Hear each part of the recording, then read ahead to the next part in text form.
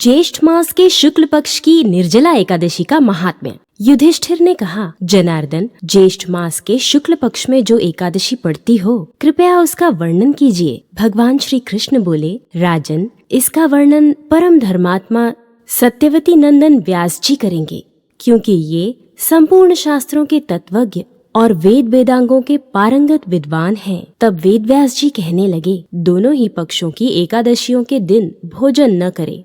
द्वादशी के दिन स्नान आदि से पवित्र हो, फूलों से भगवान केशव की पूजा करें। फिर नित्य कर्म समाप्त होने के पश्चात पहले ब्राह्मणों को भोजन देकर अंत में स्वयं भोजन करें। राजन, जनना शौच और मरना शौच में भी एकादशी को भोजन नहीं करना चाहिए। ये सुनकर भीमसेन बोले, परम बुद्धिमान पितामह, मेरी उत्तम बात सुनिए। राजा युधिष्ठिर, माता कुंती, द्रौपदी, अर्जुन, नकुल और सहदेव ये एकादशी को कभी भोजन नहीं करते तथा मुझसे भी हमेशा यही कहते हैं कि भीमसेन, तुम भी एकादशी को न खाया करो। किंतु मैं उन लोगों से यही कहता हूँ कि मुझसे भूख नहीं सही जाएगी। भीमसेन की बात सुनकर व्यास जी ने कहा, यदि तुम्हें स्वर्गलोक की प्राप्ति अभीष्ट है और नरक को दूषित समझते हो तो दोनों पक्षों की एकादशियों के दिन भोजन न करना। भीमसेन बोले, महाबुद्धिमान पितामह, मैं आपके सामने सच्ची बात कहता हूँ। एक बार भोजन करके भी मुझसे व्रत नहीं किया जा सकता, फिर उपवास करके तो मैं रह ही कैसे सकता हूँ। मेरे उदर में वृक नामक अग्नि सदा प्रज्वलित रहती है, अतः जब मैं बहुत अधिक खाता हूँ तभी ये शांत होती है। इसलिए महामुने, मैं वर्ष भर में केवल एक ही उपवास कर सकता हूँ, जिससे स्वर्ग की प्राप्ति सुलभ हो तथा जिसके करने से मैं कल्याण का भागी हो सकूं। ऐसा कोई एक व्रत निश्चय करके बताइए, मैं उसका यथोचित रूप से पालन करूंगा। व्यास जी ने कहा, भीम, ज्येष्ठ मास में सूर्य वृष राशि पर हो या मिथुन राशि पर, शुक्ल पक्ष में जो एकादशी हो उसका यत्न पूर्वक निर्जल व्रत करो। केवल कुल्ला या आचमन करने के लिए मुख में जल डाल सकते हो। उसको छोड़कर किसी प्रकार का जल विद्वान पुरुष मुख में न डाले, अन्यथा व्रत भंग हो जाता है। एकादशी को सूर्योदय से लेकर दूसरे दिन के सूर्योदय तक मनुष्य जल का त्याग करे तो ये व्रत पूर्ण होता है। तदनंतर द्वादशी को प्रभात काल में स्नान करके ब्राह्मणों को विधि पूर्वक जल और सुवर्ण का दान करे। इस प्रकार सब कार्य पूरा करके जितेंद्रिय पुरुष ब्राह्मणों के साथ भोजन करे।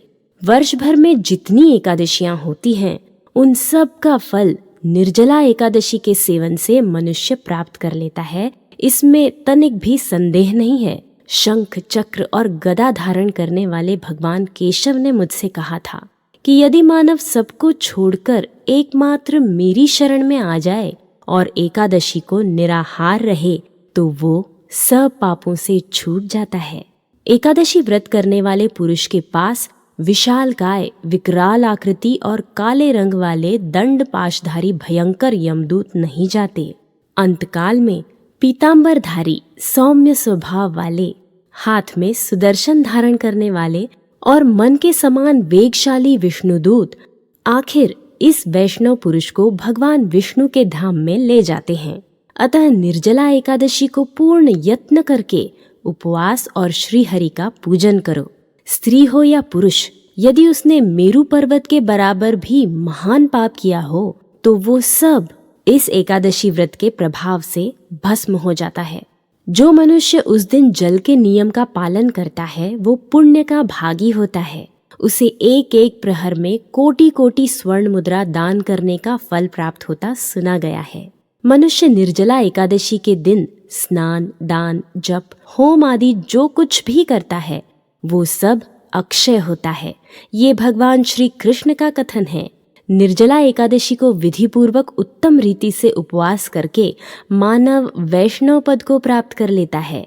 जो मनुष्य एकादशी के दिन अन्न खाता है वो पाप का भोजन करता है। इस लोक में वो चांडाल के समान है और मरने पर दुर्गति को प्राप्त होता है। जो ज्येष्ठ के शुक्ल पक्ष में एकादशी को उपवास करके दान करेंगे वे परम पद को प्राप्त होंगे।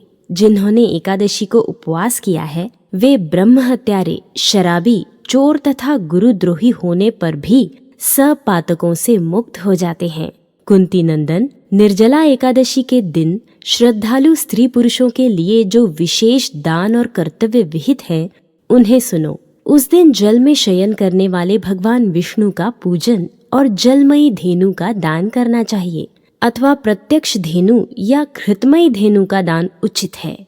पर्याप्त दक्षिणा और भांति भांति के मिष्ठान्नों द्वारा यत्न पूर्वक ब्राह्मणों को संतुष्ट करना चाहिए।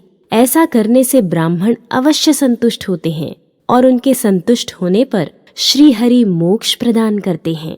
जिन्होंने शम, दम और दान में प्रवृत्त हो श्री हरि की पूजा और रात्रि में जागरण करते हुए इस निर्जला एकादशी का व्रत किया है, उन्होंने अपने साथ ही बीती हुई 100 पीढ़ियों को और आने वाली 100 पीढ़ियों को भगवान वासुदेव के परम धाम में पहुंचा दिया है। निर्जला एकादशी के दिन अन्न, वस्त्र, गौ, जल, शैया, सुंदर आसन, कमंडलू तथा छाता दान करने चाहिए। जो श्रेष्ठ तथा सुपात्र ब्राह्मण को जूता दान करता है, वो सोने के विमान पर बैठकर स्वर्गलोक में प्रतिष्ठित होता है। जो इस एकादशी की महिमा को भक्ति पूर्वक सुनता अथवा उसका वर्णन करता है, वो स्वर्गलोक में जाता है।